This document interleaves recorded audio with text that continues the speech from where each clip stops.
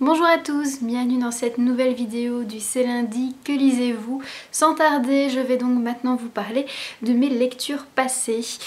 La première, c'était une lecture numérique dont voici la couverture.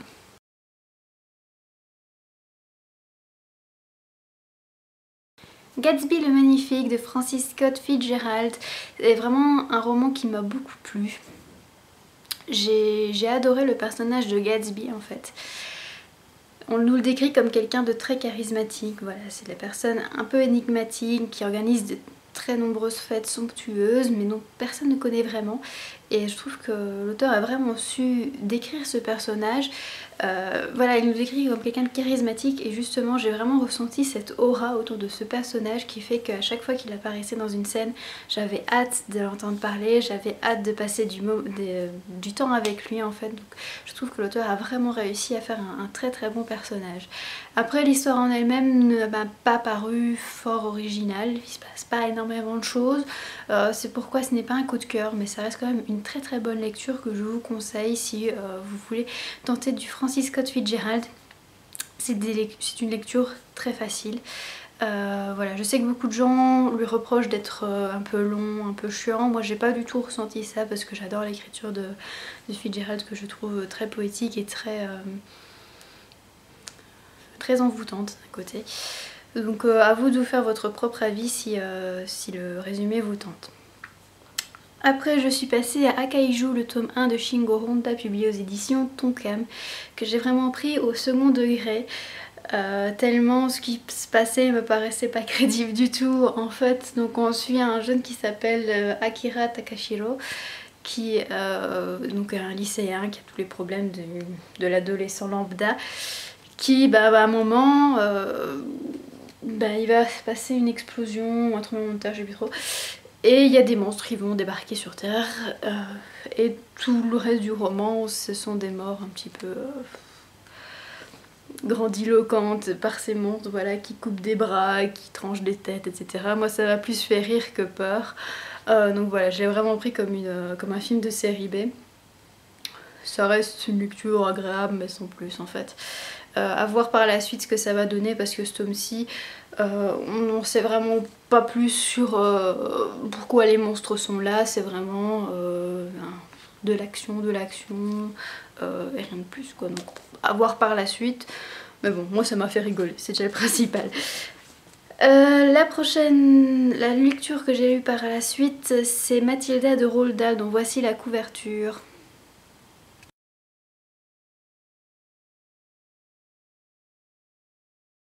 C'est vraiment un chouette roman jeunesse.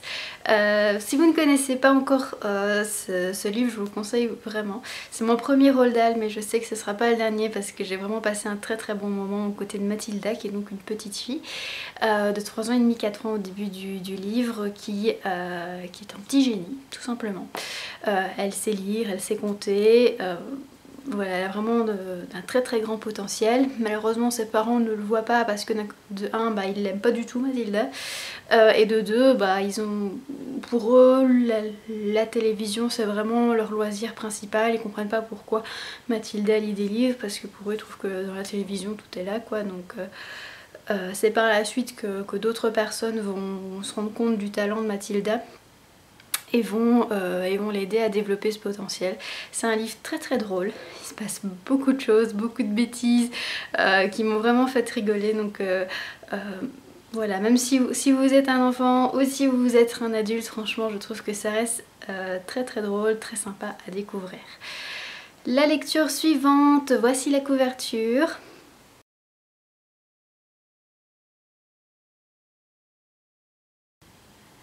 C'était donc le recueil Fin du monde, 20 récits pour en finir avec l'apocalypse des artistes fous associés. Un recueil de nouvelles que j'ai trouvé assez agréable. Il y a des nouvelles qui m'ont plu, d'autres moins, c'est toujours la même chose avec les recueils. Mais une chose agréable dans ce recueil, c'est qu'on mélange les nationalités, les âges, les genres, et que chaque nouvelle est illustrée par une image quoi. Et donc j'ai bien aimé que par exemple une nouvelle d'une jeune femme de 20 ans est illustrée par une Suisse de 60 ans, voilà. ce genre de choses qui me plaît beaucoup. Voilà, il y a des nouvelles qui m'ont vraiment franchement plu, d'autres que j'ai un petit peu lu en diagonale parce que voilà, c'est toujours la même chose.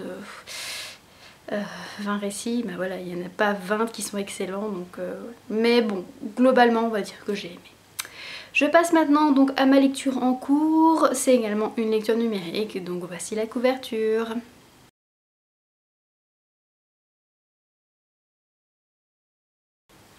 C'est une lecture commune organisée par les filles de Book en Stock. C'est la première aventure de Garrigue, qui est donc ce premier tome s'appelle Le secret du diamant bleu. On suit donc un jeune garçon qui s'appelle Garrigue qui va dans son jardin voir des personnes. Donc il va essayer de leur parler, mais elle s'enfuit toujours dans la cabane et à chaque fois qu'elle arrive dans la cabane de chasse, il voit que ces personnes ont disparu. Donc voilà, ça reste un mystère.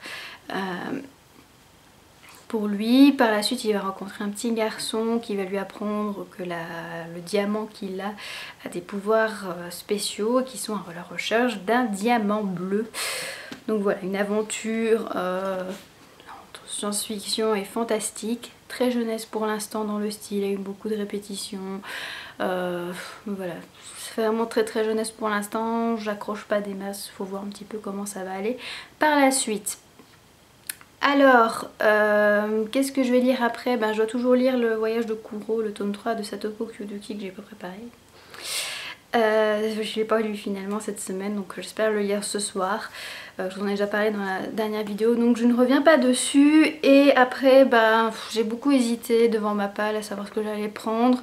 Je voulais lire un roman donc pour le challenge ABC. Finalement j'ai décidé de prendre celui-ci, La peur du paradis de Vincent Engel, publié aux éditions Le Livre de Poche, où on suit deux enfants, donc Basilio et Lucia, qui vivent dans les années 20 à San Isidro dans les Pouilles en Italie et qui vont ensuite être séparés par la vie, par la montée du fascisme. J'aime beaucoup Vincent Engel parce qu'il raconte toujours une petite histoire parmi la grande histoire, ça permet vraiment de comprendre mieux une époque je trouve et de s'attacher aux personnages. Voilà, j'ai hâte de relire du Engel. Donc voilà pour cette semaine, je vous souhaite de très bonnes lectures et je vous dis donc à la semaine prochaine, ciao.